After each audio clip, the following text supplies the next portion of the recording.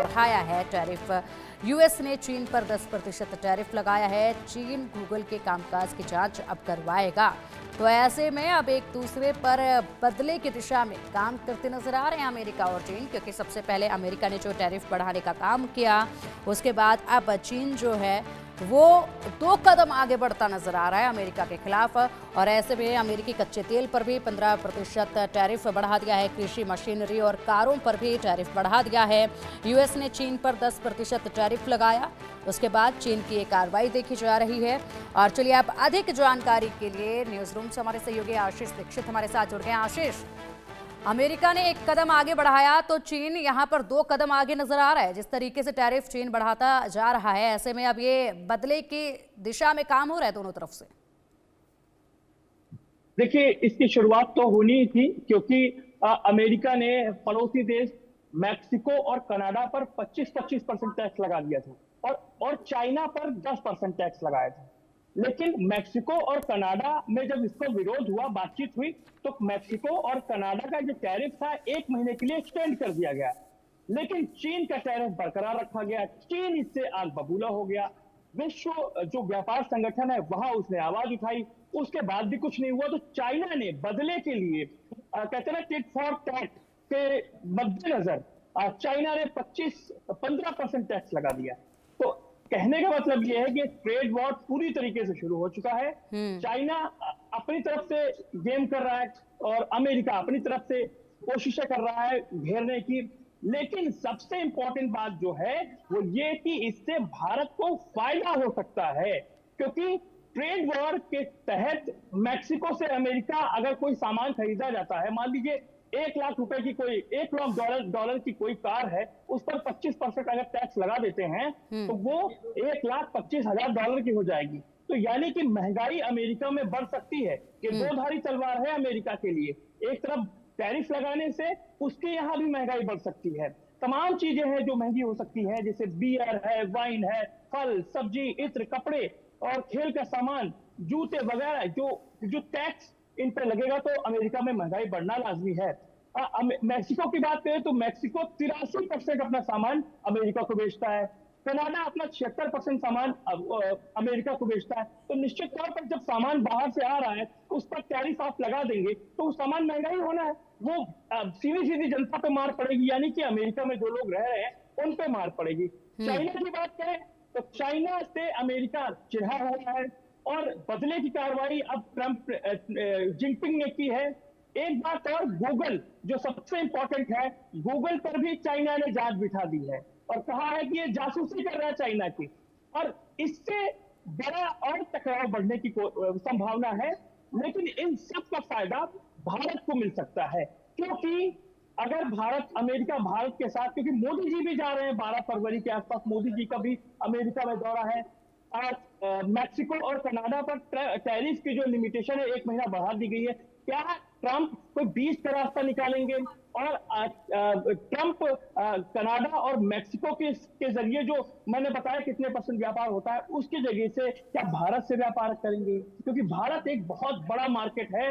America के लिए भी है भारत बड़ा मार्केट, और भारत के लिए इसलिए है क्योंकि सैन्य सामान भारत अमेरिका से अच्छे उन्नत तकनीक के सैन्य सामान खरीद सकता है और अमेरिका यहां से तमाम वो चीजें खरीद सकता है जिसकी जरूरत अमेरिका को है, जो मैक्सिको और कनाडा पे उसकी डिपेंडेंसी कम करती है। कुल मिलाकर अगर देखा जाए तो चाइना और अमेरिका के बीच जो टैरिफ वॉर चल रहा है, ये मैक्सिको, कनाडा और चाइना के बीच जो टैरिफ वॉर चल रहा है, उसका सीधा फायदा भारत को मिल सकता है। और मोदी जी 12 तारीख को जा रहे हैं और कुछ ना कुछ अच्छी खबर जरूर होगी। बिल्कुल, आप कह रहे हैं कि जब पीएम मोदी पहुंचेंगे वहां अमेरिका में, डोनाल्ड ट्रंप से मुलाकात होगी तो अच्छी खबर जरूर होगी। लेकिन अगर फिलहाल बात की जाए आशीष, तो भारत पे अब टैरिफ को लेकर सुगबुगाहट जो है वो शुरू हो चुकी है और ऐसे में राजनीतिक और आर्थिक गलियारों में इसकी चर्चाएं काफी तेजी से बढ़ रही हैं कि अगर अमेरिका देखता है कि भारत के साथ व्यापार घाटे को लेकर अगर वो सोचता है, देखता है, तो ऐसे में क्या भारत के खिलाफ भी कोई कड़ा कदम उठा सकते हैं क्या? हालांकि जो मजबूती है, जो दोस्ती है, वो सब देख रहे हैं, लेकिन जिस तरीके से लगातार अब डोनाल्ड ट्रंप एक्शन मोड में नजर आ रहे हैं तो सुगबुगाहट यहां पर भी गलियारों में काफी तेज है इसको लेकर, कहीं अचानक से बदल ना जाए। देखिए, ट्रंप का कोई भरोसा नहीं है। ट्रम्प कहते क्या है और पीठ पीछे करते क्या है, ये कई बार देखा गया है। और इंडिया के साथ तो अच्छे संबंध है, मोदी जी के साथ भी अच्छे संबंध हैं, लेकिन ट्रम्प की कसनी और करनी में बहुत अंतर है। अब कितना वो इंडिया को फायदा दे पाते हैं, क्या इंडिया वाकई में, भारत वाकई में उनका बहुत अच्छा दोस्त है? क्योंकि ट्रम्प इस बात से भी सतर्क रहते हैं कि भारत रशिया का बहुत अच्छा दोस्त है।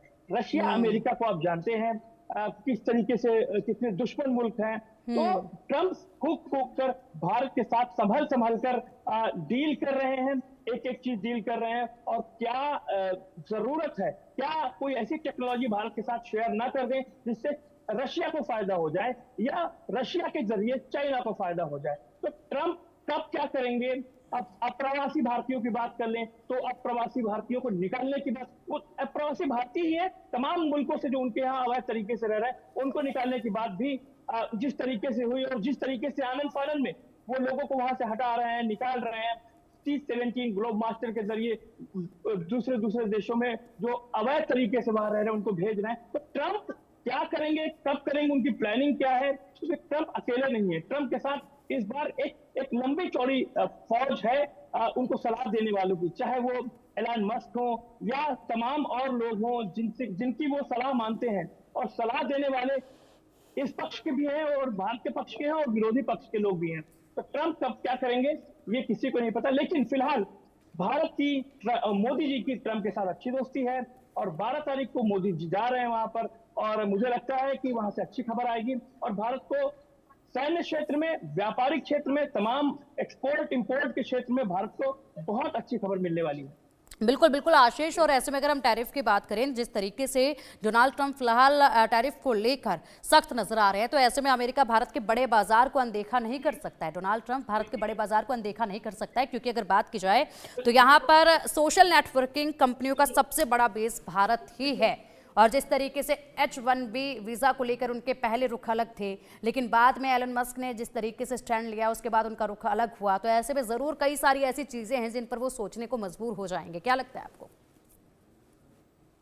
देखिए, तमाम बैंकिंग कंपनियां, तमाम जो मल्टीनेशनल कंपनियां अमेरिका की यहाँ चल रही हैं, उनमें जो काम कर रहे हैं लोग, तमाम जो एक्सपोर्ट इंडिया से अमेरिका को होता है, अगर कच्चे तेल की ही बात कर लें तो भारत की डिपेंडेंसी रशिया पर है, भारत की डिपेंडेंसी अरब कंट्रीज पर है। लेकिन अगर रिश्ते ठीक होते हैं, व्यापारिक ठीक होती है तो अमेरिका से